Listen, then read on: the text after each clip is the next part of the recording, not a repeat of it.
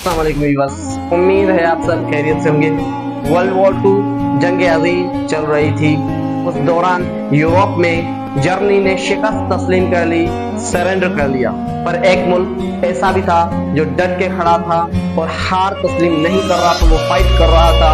और अमेरिका के जो हुक्मरान थे उन्होंने ये फैसला किया कि उस मुल्क पर एटॉमिक हमला किया जाए। जी हाँ, वो मुल्क था जापान।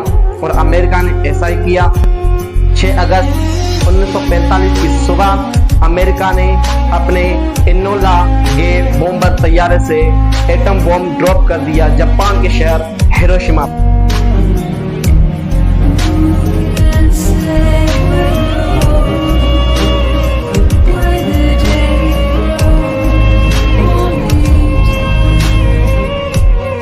जब वो एटम बॉम्ब फटा तो फौरन ही 70 से 80 हजार लोग राख की तरह हवा में उड़ गए, खत्म हो गए, हलाक हो गए।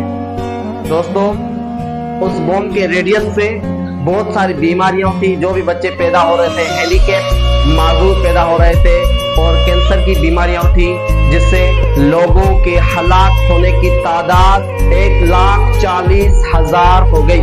दोस्तों, उस एटम बॉम्ब का नाम था लिटिल बॉय। उस बॉम्ब की ताकत थी 15 किलोटन TNT।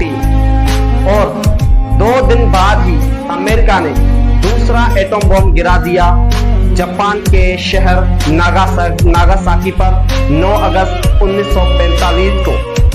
दोस्तों, इस बॉम्ब के फटने के फौरन ही बाद 40,000 लोग हवा में राख की तरह उड़ गए, हलाक हो गए, खत्म हो गए। दोस्तों, और इस बॉम्ब की ताकत थी 21 किलोटन TNT।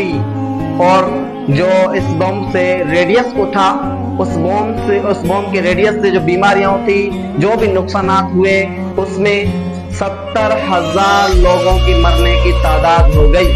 दोस्तों, इस हमले के बाद जापान ने 15 अगस्त 1945 को जो जापान के जो हुक्मरान थे हिरोहितो, उन्होंने शिकस्त तस्लीम कर ली, सरेंडर कर लिया। और 2 सितंबर 1945 को जंग अज़ीम वर्ल्ड वॉर 2 खत्म हो जाती है। ये जो वाकया था, इस वाकये को देखने के बाद अल्बर्ट आइंस्टाइन, आपने उनका नाम सुना होगा, उन्होंने अपने रिलेटिविटी थ्योरी से दुनिया को हैरान किया। उन्होंने जब इस वाकये के बारे में सुना और देखा तो वो 3 दिन तक लगातार रोए थे। दोस्तों, और इस बॉम्ब को बनाने वाले जो साइंटिस्ट थे वो अमेरिका के थे, जिन्होंने बॉम्ब बनाया था। उनका नाम था डॉक्टर ओपनहाइमर। उन्होंने जब देखा कि इस बॉम्ब को बनाकर उन्होंने बहुत बड़ी गलती कर दी है, ये बॉम्ब एक इंसानियत पर एक तमाचा है, तो उन्होंने फौरन ही प्रेस बुलाई, मीटिंग करी और ऐलान किया कि इस बॉम्ब को बंद किया जाए। पर वो बॉम्ब को बंद ना कर सके पॉलिटिकल प्रेशर के कारण। दोस्तों, क्या होता है जब एटम बॉम्ब जहां पे गिरता है तो वहां पे मानो सूरज जमीन पे आ गया हो।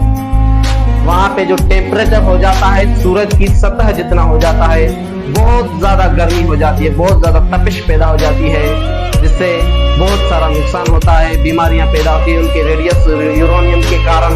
दोस्तों, याद रखिएगा, एटम बॉम्ब एक बहुत बड़ा नुकसान है दुनिया के लिए। जब जहां पे वो लगता है, उस वक्त का जो एटॉमिक बॉम्ब था उसकी रेंज थी 100 साल तक। जहां पे ये एटम बॉम्ब लगता है वहां पे कुछ भी सही नहीं होता, ना फसलें सही पैदा होती है, ना बच्चे, जो भी पैदा होता है नुकसानकारी होता है, उसमें नुकसान होता है।